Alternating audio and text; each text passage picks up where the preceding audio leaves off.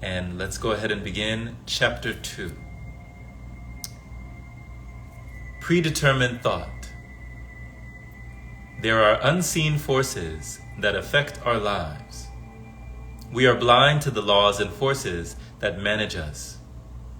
We assume there's no management at all. So by having this gap in our perception is what we call free will. Everything is dictated to us by inner, outer nature. Nature is therefore a dictatorship. Consciousness is the core of our existence, whether we know what it is or not. Consciousness is the core of science and the least understood. I say this because are we observing nature or is it observing us? This doesn't mean we are helpless or insignificant. This just shows us and humbles us to realize how much we really don't know nature. There have been many mass extinctions on Earth. Right now, we are entering another one. But this time, it's not being caused by a meteor or a volcano. The culprit is humanity. This isn't about pointing fingers. This chapter is about predetermination. This was going to happen anyway because of the domino effect of consciousness. Free will is an illusion. Our decisions are based on electrical and chemical impulses. I remember Morpheus was telling Neo that in the Matrix. Einstein and famous Indian guru Ramana Maharshi both commented on determination of how things work. Everything is determined, the beginning as well as the end, by forces over which we have no control. You can will what you want, but you can't will what you will. Interesting. This is a very powerful quote or idea coming from these two prominent men. Consciousness is the state of being awake and aware of one's surroundings. It is awareness of yourself and your environment. Let's look at this closely. In ancient texts around the world, they state that humanity fell in consciousness.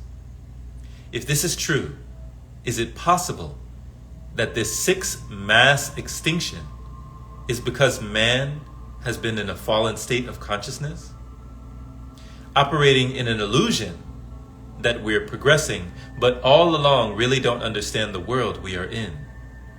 If there's a fall in consciousness, is it possible to rise to a higher state of consciousness?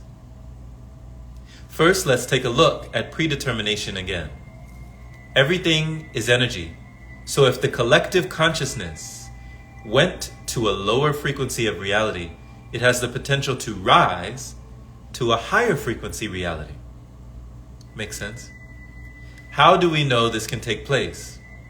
There are great movements right now that are taking place for change of reality. It's like a giant wave on the ocean, picking boats up into the air. And to me, this is part of the predetermined consciousness of humanity.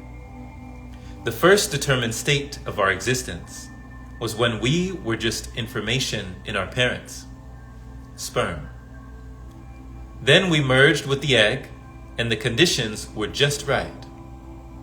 We had no thought into what was taking place.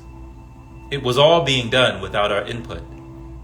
The second stage was with the right conditions being in place, germination of the seed began. And our course in information to form us was going to be a human. Again, none of our thought was needed. We didn't even have a brain as of yet. And a brain is the element of a person that enables them to be aware of the world and their experiences, to think, to feel, the faculty of consciousness. The third stage is the big key that one must understand. It's the families, the friends, society, and environment you are born into. These systems were functioning before you came out of the womb. And all of them help shape your character and thought process. This is the beginning of your predetermined manifest destiny. Destiny is the predetermined, usually inevitable or irresistible course of events. The power of agency that determines the course of events. Now for number 4. The fourth stage is the environment you are born in. If we took a baby and raised them in a city instead of the country or vice versa, they will be a totally different human being. Changing environments is the best way to change. That is, to a better environment than the last one.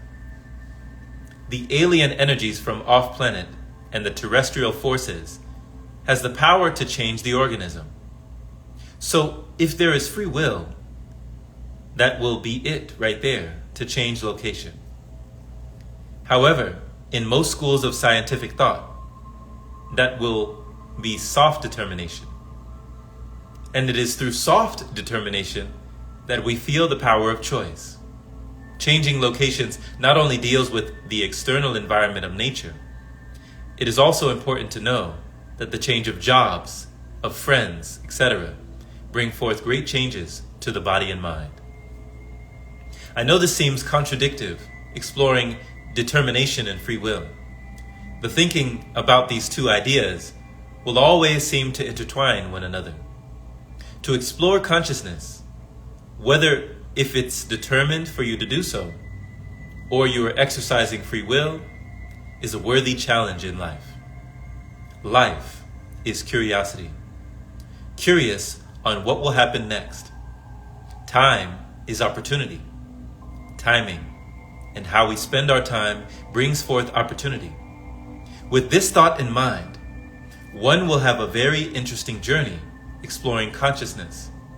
Enlightenment is balance, and balance is healthy. Higher consciousness is transcending animal instincts. To me, this is to function differently, and the best way that I know to manifest higher consciousness is being food-free. Thought is the first manifestation of physical matter. So the intent of a person must first arm themselves with the proper knowledge. Proper knowledge of knowing oneself is the root of the process. We are dealing with the knowledge of frequency and vibrations. This is why it is important to go over predetermination. If a person is on a certain vibration, they will receive the life experiences that goes along with it. It's a predetermined manifest destiny. The human photosynthesis process allows the practitioner to vibrate at a level that allows one to not need external foods. Listen to this understanding. The human body feeds from other sources and basically makes its own food. Photo in Greek means light. Synthesis means combining. Knowledge is very powerful. It gets into all the cells in your body. The cells of the body are like a community working together. And the thought process of the organism is the government. I remember hearing the word government broken down. Govern meaning control, and ment meaning mind. So under our government, if the thought process of the organism is the government, it is the mind control. Right now, we are about to do a regime change. We will bring in a new government that will be better for the cell community. But keep in mind, the current government will not leave without a fight. So I like that. So the current mind control of the cell community, the cellular, at a cellular level and a cellular level, right? It's under a current regime. And it won't give up without a fight. So basically saying, your old system, your old belief system has to give way to a new belief system, but it won't give up without a fight. There might be a battle, but in the end, if you keep going, you will win the war. Spiritual warfare is the fight against the universal enemy, which is self-deception. Here in the Western civilization, it was not long ago that people were educated that meat and animal flesh was necessary for a healthy diet. Think about it. That was not long ago. At first, many did not accept this idea. You remember the food pyramid, right? I remember growing up in school, learning the food pyramid, like milk and breads, grains, and all sorts of stuff. At first, many did not accept this idea, and even today, many people's health is in jeopardy and still struggle. So change is not easy. It takes time, and how much time is different for everyone. From experience, the tools needed to transform our thinking requires a cognitive thought process.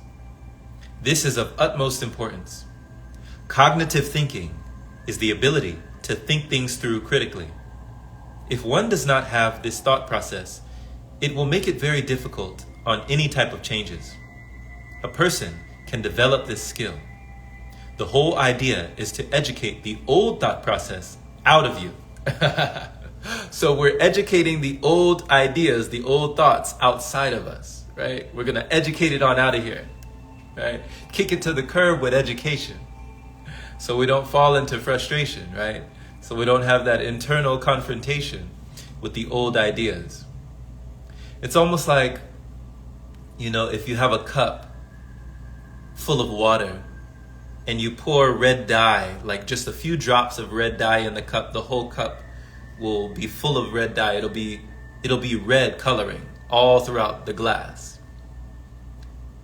And a way to get it out of the cup without just emptying it out, right, is to pour in more water and keep filling the glass with water. And slowly but surely the color comes back.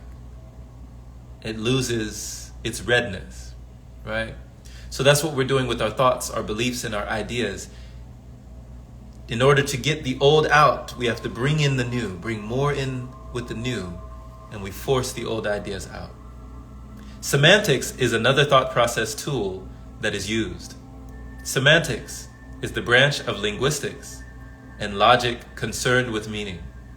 To really study and understand the meaning of a word, phrase, or symbol. In martial arts, you can't do a move if you can't see yourself doing it. Good point. Our minds see in pictures. Television is 2 words. Tell a vision. Telling a vision, right? Or some people say tell lie vision, telling us lies to us visually, right? I like the breakdown of the word, just the etymology of that. Telling you a vision, tell a vision. Broadcasting, it's broadcasting. We're being remote controlled. We're changing the channel, right? We're channeling information. Just thinking about these things. This is the power of consciousness transforming itself. We change every day, all the time. We are now going to consciously take part in our transformation process. We're going to give the body and mind the incentive to want to perform. Food for thought. Human photosynthesis is an allowing, not a forced event. The systems of the body really don't have a government. They know what to do. We have just been getting in our own way. So who is controlling you? The brain or the stomach? The brain tells the stomach, I am hungry. I'm going to feed you food, so the brain rules. The stomach tells the brain, I'm hungry, give me something to eat. So does the stomach rule? Neither is the boss. You are the eternal energy of the universe. All methods are gimmicks, and there is no controller. We are just thoughts, feelings, and experiences. If a person can't transform or change themselves, the organism will collapse. In life, things are happening all over the place. It doesn't need you for things to happen. The sun rose and is shining without your help. The squirrel outside is living his life just fine without you. and the grass is growing, wind is blowing, because life is happening. Your heart is beating without you even thinking about it. It is happening. The cells of the body are doing their job without your input. Life is happening in us and around us without our help. The key is to just observe and appreciate this awesome happening event and allow it to work. If it's determined to do so, just happen. So it is determined to do so. Just let it happen. So beautiful. That was chapter 2 of Human Photosynthesis 101.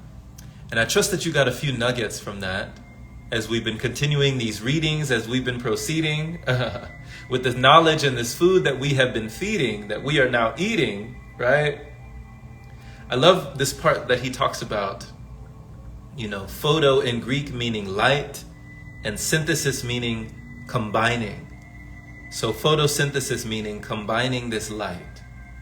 And this book titled Human Photosynthesis, the ability for humans to combine the light that is already shining, the light that's already shining, but the human being is combining, right? What is the human photosynthesis that goes on in the body?